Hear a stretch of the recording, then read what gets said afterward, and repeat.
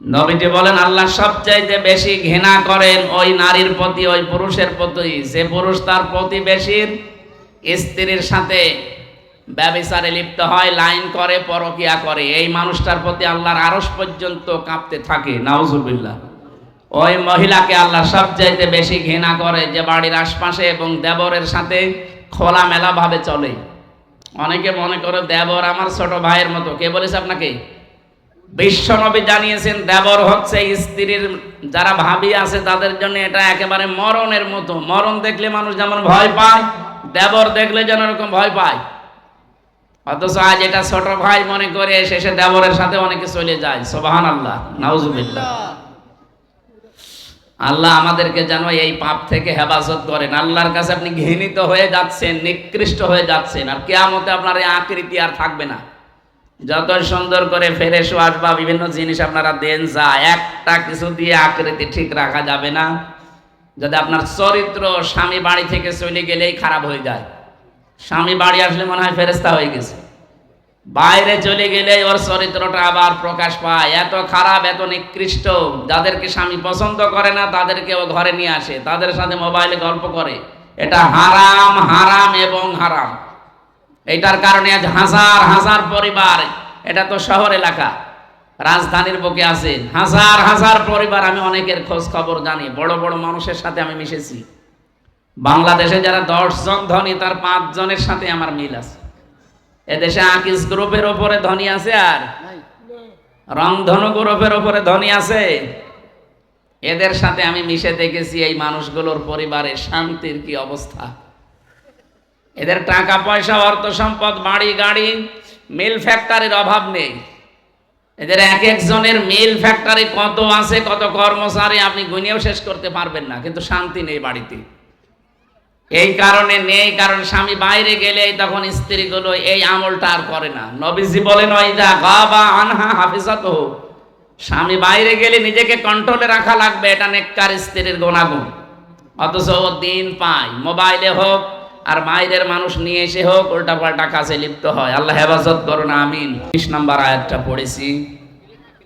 বিশ্বনবী মুহাম্মদুর রাসূলুল্লাহ সাল্লাল্লাহু আলাইহি ওয়াসাল্লামের স্ত্রীদেরকে নিয়ে আল্লাহ আমাদেরকে কিছু শিক্ষা দিতে চেয়েছেন, মুসলিম মেয়েদেরকে। দুনিয়ার এই জীবনটা খেল তামাশা, খেলাধুলা, এগুলো আল্লাহ বোঝাতে চেয়েছেন। বাল তুসিরুনাল হায়াতাদ দুনিয়া ওয়াল আখিরাতু খায়রু ওয়া আবকা। আল্লাহ তাআলা বলেন, হে নবী, পৃথিবীর জমিনটা কিন্তু বেশি গুরুত্ব দিয়ে ফেলে পৃথিবীর মানুষেরা, অথচ এটা গুরুত্ব দেওয়ার মতো নয়। তামাম দুনিয়ার মূল্য আমি আল্লাহর কাছে যদি একটা মশার ডানার মতো হতো, একটা কাফের অবিশ্বাসীকে আমি এক ঢোক পানি পান করতে দিতাম না। এ বিষয়টা যতদিন পর্যন্ত নারী পুরুষের কাছে ক্লিয়ার না হবে ততদিন আখিরাতের প্রতি মায়া মহব্বত আমাদের বাড়বে না।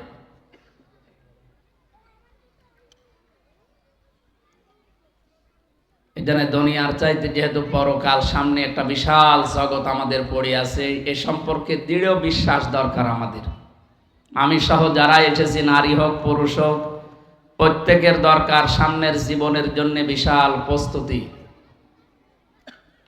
কারণ আমার সামনে যে জগৎ পড়ে আছে, এই জগতে কেউ কারো হবে না।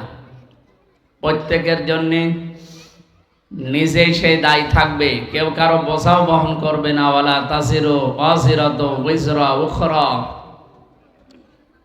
চোখ বন্ধ হওয়ার পরে আপনার বোঝা আর কেউ বহন করবে না, নিজের বোঝা নিজেকে বহন করা লাগবে। সুতরাং এই দুনিয়ার জীবনে যে যার সাথে যতদিন আছি, এই সম্পর্কগুলো আমরা ঠিক রাখি, অটুট রাখি, কারণ আমার আখিরাত দরকার। আমি আমার স্ত্রীর সাথে ভালো ব্যবহার করি এই কারণে, কারণ আমার এই ব্যবহারের কারণে আখিরাত তৈরি হয়। আমি আমার বাবা মার সাথে ভালো ব্যবহার করি এই কারণে, কারণ এইটার দ্বারা আমার আখিরাত তৈরি হয়। আমি আমার সন্তানকে, মেয়েকে ভালোবাসি, মহব্বত করি এই কারণে, কারণ তার দ্বারা আমার আখিরাত তৈরি হয়। যদি আখিরাতের কোনো উপকার না হতো, এরকম মা বাবা, এরকম ভাই বোন, এরকম স্ত্রী সন্তান আমার কোনো দরকার নেই। আমার কথা হয়তো আপনারা বুঝতে পেরেছেন। কারণ সামনে যে বিশাল জীবন, ওই জীবনের জন্য এই ছোট্ট জীবনে আমাদের কিছু আয় করা দরকার। আর দুনিয়া মাজরাতুল আখিরাহ, পৃথিবীর জমিনটা আখিরাতের জন্য। এটা শস্য ক্ষেতের মতো, এখানে যা মানুষ উৎপাদন করবে চোখ বন্ধ হওয়ার পরে ঠিক ওই রকমই পাবে।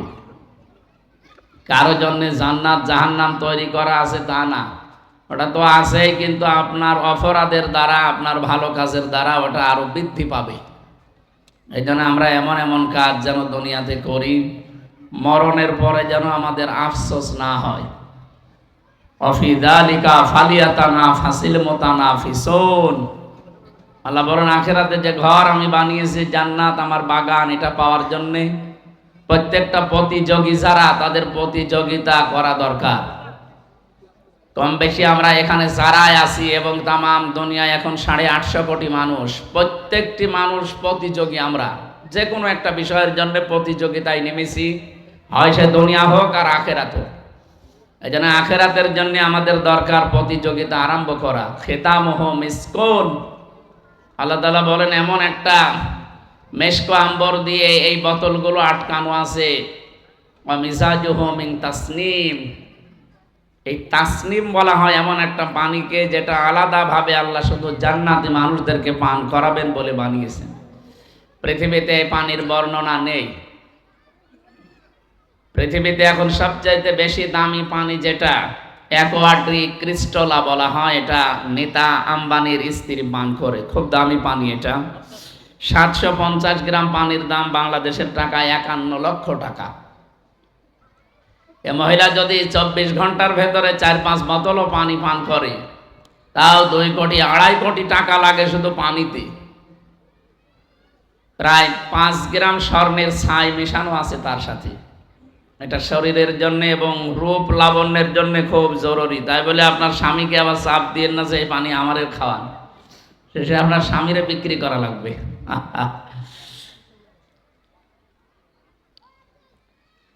মুকেশ আম্বানি পুরা ইন্ডিয়ার ভেতরে ধনের তালিকায় আছে, তো তার স্বামী আর আপনার স্বামী তো আর এক না। আপনার স্বামীকে তো জবাই করে ছিঁড়ে ফেললেও 5 টাকা হবে না, আর তার স্বামী এই পৃথিবীতে নাম করা ধনের তালিকায় সে একজন। মুকেশ আম্বানি, তার স্ত্রী এই নীতা আম্বানি পান করে। এটা খুব দামি পানি। বলেন তা হাফ লিটারের চাইতে একটু বেশি, 750 গ্রাম, 1 কেজিও না, 1 লিটারও না, হাফ লিটারের একটু ওপরে। এই পানি যদি 51 লক্ষ টাকা নেয়, অ্যাকোয়াটিক ক্রিস্টালা এই পানির নাম। পৃথিবীতে এখন সবচাইতে দামি পানি এইটা। আল্লাহ বলে মিং তাসনিম, এইটার চাইতেও দামি। মিং তাসনিম যেটা আমি বানিয়েছি, এটা যদি তামাম পৃথিবীর সব কিছু বিক্রি করা হয়, এর 1 গ্লাস পানির দামও হবে না।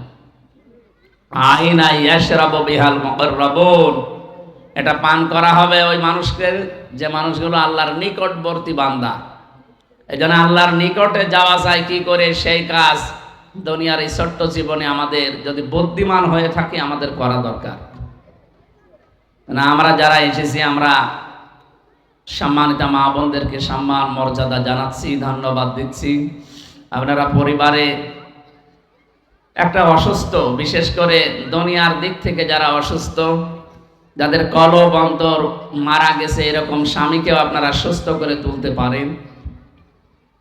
সেদিন এক মাওলানা বলছিল তার এক মামা সম্পর্কে কোনো কাজ নেই, কাম নেই, শুধু ভব ঘুরে ঘুরে বেড়ায় আর জুয়া খেলে। এরকম একটা স্বামী খালি পকেটে বাজারে গেছে।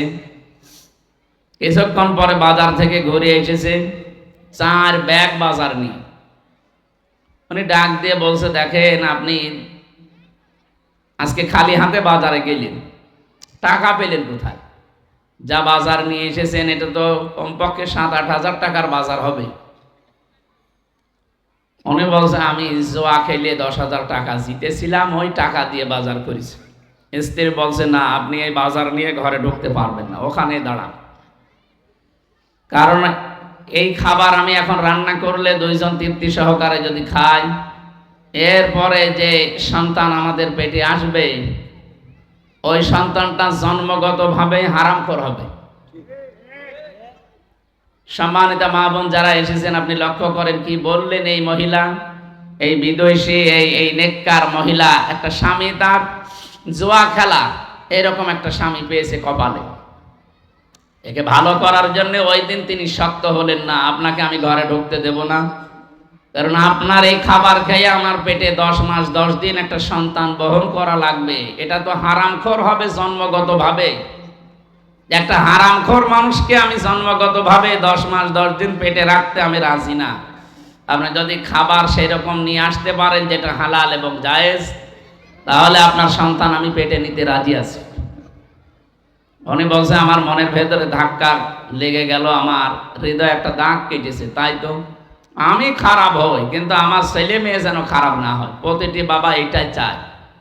শেষ পর্যন্ত বাজারগুলো ওই দিন আর রান্নাই করেনি, সব বিভিন্ন গরিব দুঃখীকে দান করে দিয়েছে।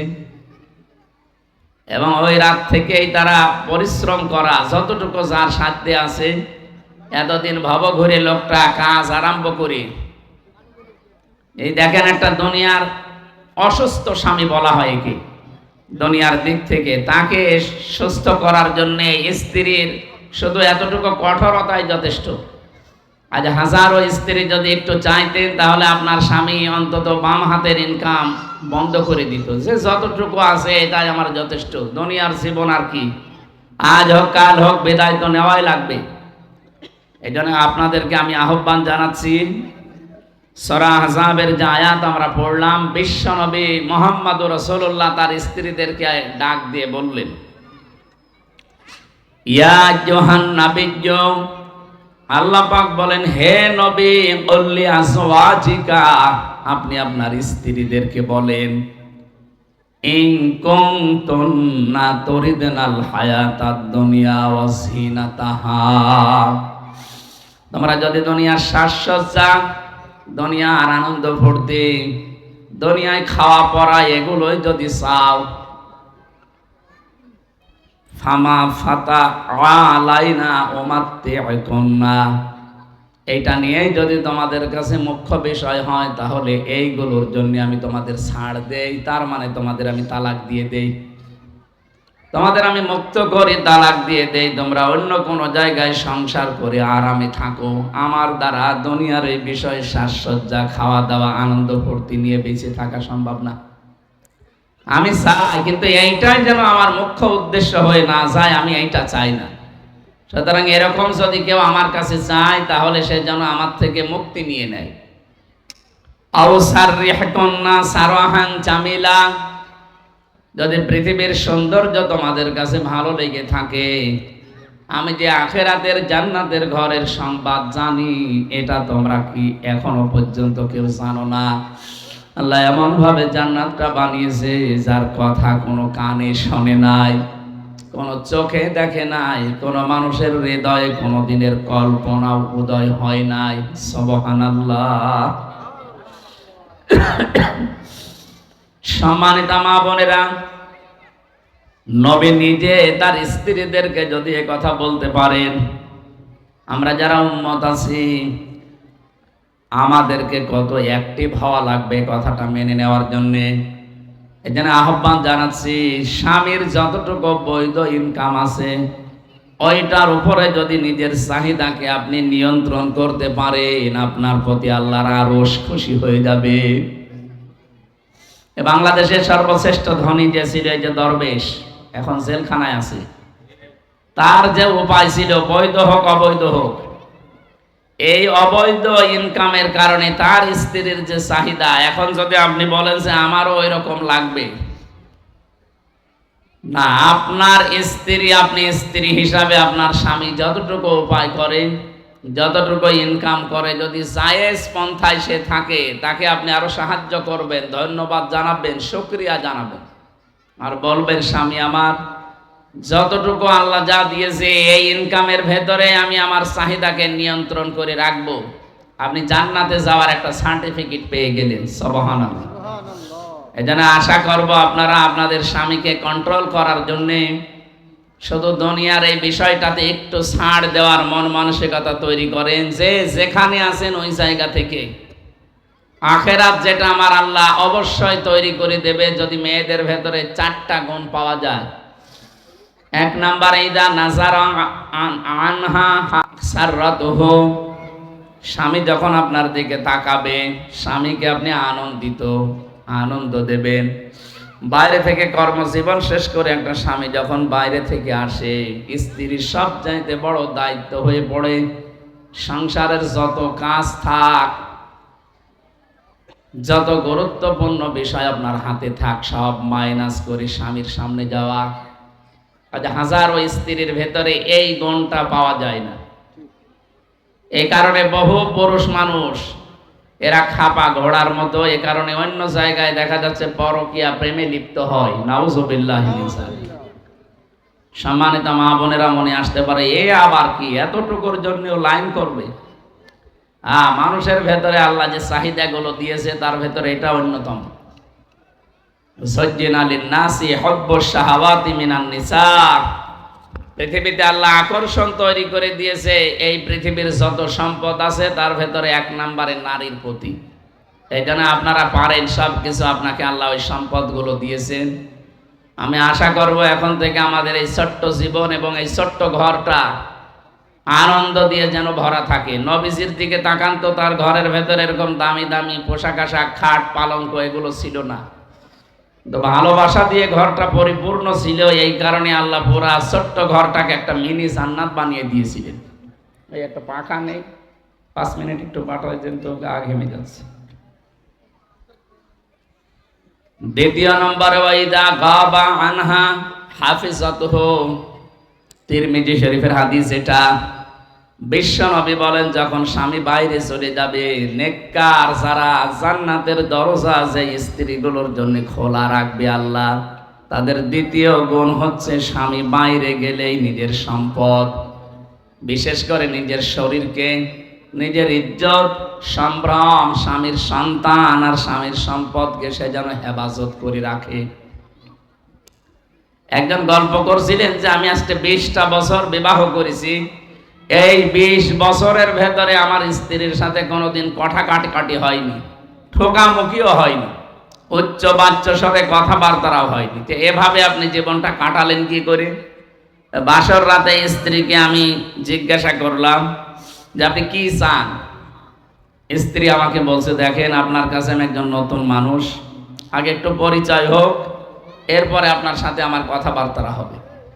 পরিচয় করার পরে স্বামী আমাকে জিজ্ঞাসা করছে যে আপনি আমার এই কয়েক মিনিট কথা আগে শোনেন। 2-3 মিনিটে আল্লাহ এবং রাসূলের প্রতি একটা প্রশংসামূলক কথা বললাম, আলহামদুলিল্লাহি রাব্বিল আলামিন ওয়া সালাতু ওয়াস সালামু আলা রাসূলিহিল কারীম। এরপরে কয়েকটা কথা তাকে জানালাম যে স্বামী আপনি কি কি পছন্দ করেন আপনার জীবনে, ওইটা আমাকে আজকে শোনান, আমি আপনার পছন্দনীয় কাজগুলো আজকে থেকে করব। এই যে স্বামী স্ত্রীর ভেতরে গন্ডগোল হয় না, মারামারি, কথা কাটাকাটি, উচ্চ বাচ্চ, রাগারাগি কেন হয় না? এই প্রথম দিন থেকে ঔষধ দিয়েছে স্ত্রী যে আপনি যা যা পছন্দ করেন এটা আমাকে বলেন। 2 নম্বরে, আমার বাড়িতে আপনার বাড়ির আশপাশের কারা আসলে আপনি পছন্দ করেন আর কারা আসলে আপনি রাগ করেন, এইটা আমাকে আগে জানান। স্ত্রীকে স্বামী তখন আল্লাহর প্রশংসা, রাসূলের দরুদ পড়ার পরে বলছে, দেখেন আপনি যদি এই কথাগুলো যা বললেন এটা যদি আপনি মেনে চলতে পারেন তাহলে আপনি ভাগ্যবতী। 1 নম্বরে, আমি এই জিনিসগুলো পছন্দ করি, তার ভেতরে অন্যতম আমি চাই যে বেশি সময় আপনি বাবার বাড়ি যেয়ে থাকেন, এটা আমি পছন্দ করি না। অনেক স্বামী হয়তো মুখে ফুটে বলতে পারে না, স্ত্রী দেখা যায় যে বছরের পর বছর, মাসের পরে মাস বাবার বাড়িতে পড়ে আছে। হয়তো তার মা বাবা এবং তার ভাই বোন তার বাড়ি এই সমস্ত দেখার কারণে তাকে মুখ ফুটে কিছু বলতে পারছে না। এটা কিন্তু স্বামীর কাছে অসহ্য একটা বিষয়। সম্মানিত মা বোনেরা, যেহেতু স্বামী স্ত্রীর সম্পর্ক শুধু দুনিয়ায় শেষ না, এটা কিয়ামতের পরেও শেষ হবে না।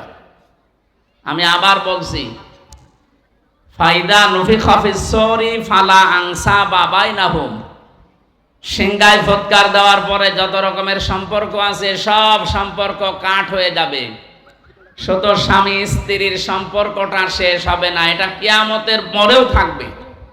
আপনারা দুইজনে যদি জান্নাতি হয়ে থাকেন, কিয়ামতে আপনি জান্নাতের নেত্রী হবেন, ৭০,০০০ হুর হবে আপনার খাদেমা। সুবহানাল্লাহ।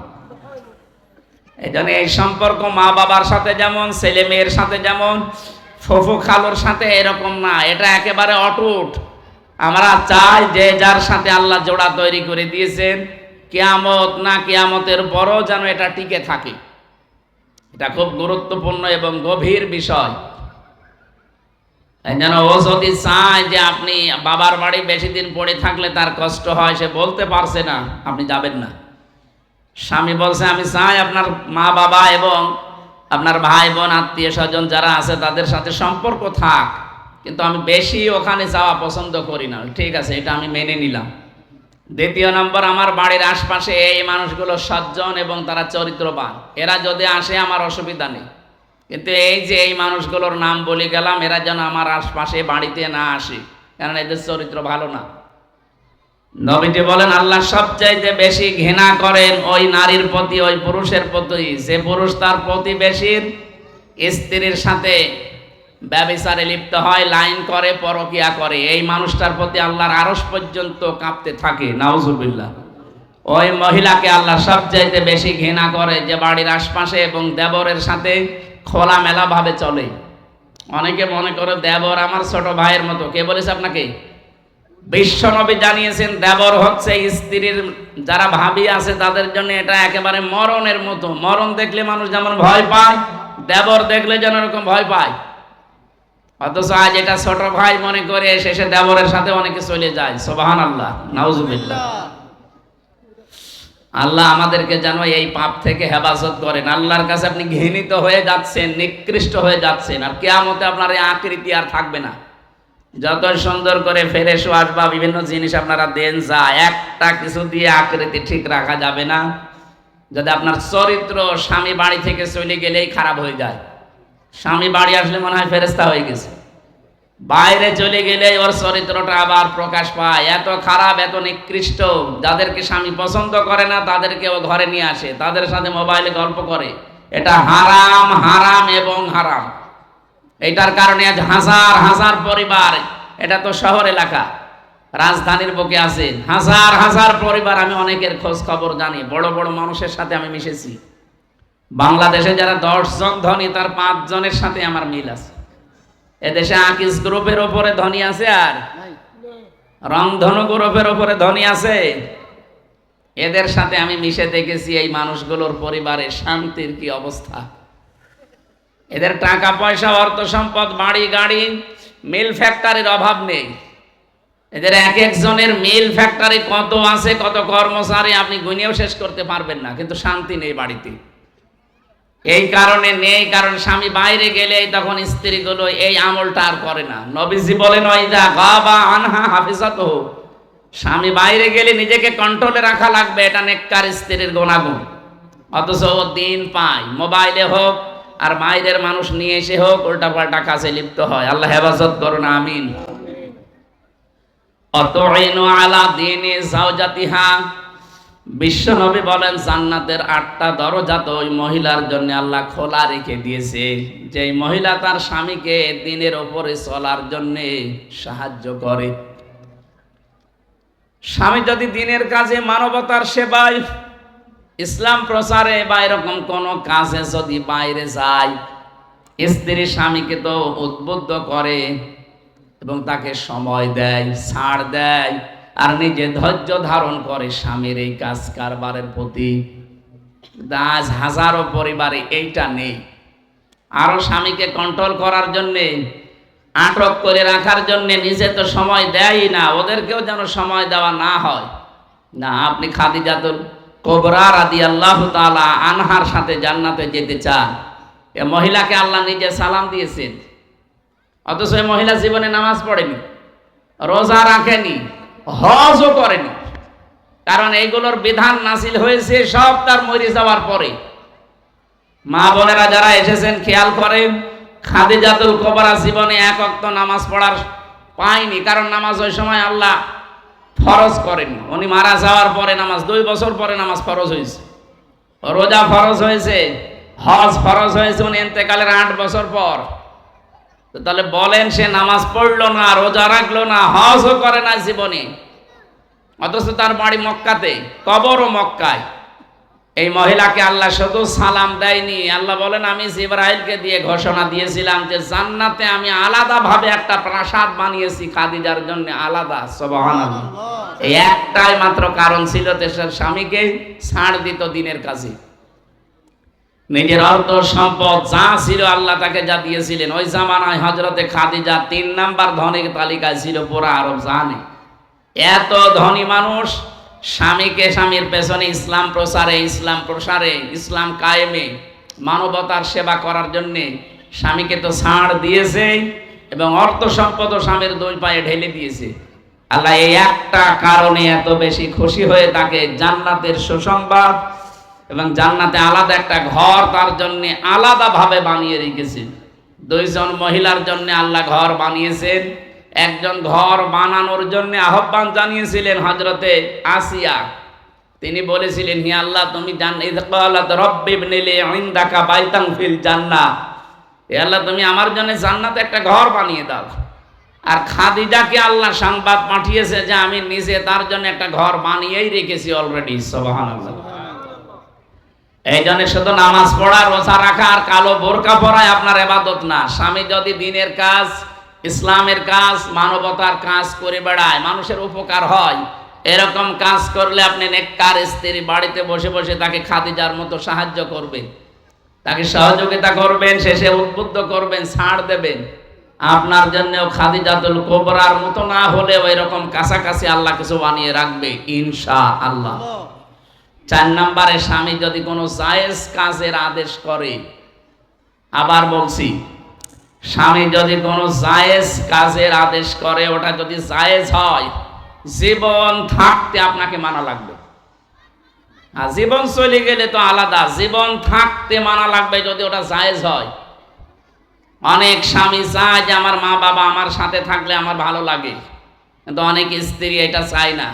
এটাকে জায়েজ নেই, 100 ভাগ জায়েজ। এরপরও আপনি চান না আপনার এই ছোট মনের কারণে। মনে করেন আমার সম্পদ কমে যাবে, আমার খাবার কমে যাবে। কেন? খাবারের মালিক কি আপনি নাকি? বলেন তো, খাবারের মালিক কে? এ কথা যারা বলে যে রিস্কের মালিক আল্লাহ, এই মহিলার রাগ করে কোন কারণে? দুনিয়ায় আসার 50,000 বছর আগে আপনাকে আল্লাহ লিখেই পাঠিয়েছেন যে আপনি এই খাবার খেতে পারবেন, এটা পারবেন না, এতটুকু লিখাই আছে। আপনার স্বামীর মা বাবা, স্বামীর ভাই বোন থাকুক আর না থাকুক, আপনার কি? রিস্ক নিয়ে এবং এই সাজসজ্জা, আনন্দ দুনিয়ার এইগুলো নিয়ে আপনাকে তো চিন্তা করার দরকার নেই, কারণ এগুলোর হাত আল্লাহর হাতে। এগুলোর সব কিছুর মালিক কার হাতে? এক লোক গরু বাজারে নিয়ে গিয়েছিল, গরু বাজারে নিয়ে বিক্রি না করে ফেরত আসতেছে। রাস্তায় ডাকাত দলের সাথে দেখা, ডাকাতরা বলছে, চাচা এই গরু ফেরত নিয়ে আসলেন কেন? বলছে, বাবাজি দাম হয়নি এই জন্য ফেরত নিয়ে আসলাম, আবার অন্য হাটে বিক্রি করবো। ডাকাতরা ওর পিঠের ওপরে বাড়ি দিয়ে বলছে, বেটা দাম হোক না হোক তুই বিক্রি করবি, টাকা তো আমরা নেব, তোর সমস্যা কি? তুই গরু বিক্রি করার দরকার, বিক্রি করে দিবি, টাকা তুই বাড়ি নিয়ে যেতে পারবি না, টাকা নেওয়ার জন্য তো আমরা রাস্তায় বসে আছি। আপনি দুনিয়ায় কি খাবেন না খাবেন, কতটুকু শান্তি আরামে থাকবেন, এটা তো আপনি লিখাই আছে। আপনি ওই স্বামীর মা বাবাকে কাছে পেলে মন খারাপ হয়ে যায়, আর নিজের মা বাবা পেলে অনেক আবার আনন্দ লাগে না। এটা ছোট মন যাদের, তাদের আচরণ। আপনার মন তো ছোট না, আপনার মন তো অনেক বড়। আর আপনি রাজধানীতে আছেন, এত বড় জায়গায় থাকার পর প্রশ্ন আসতে পারে, হুজুর ওরা আসলে আমার না খেয়ে থাকা লাগে, আমার একটু কম পড়ে যায়। আপনি কি ফাতেমা তো জোহরার চাইতেও কষ্টে আছেন?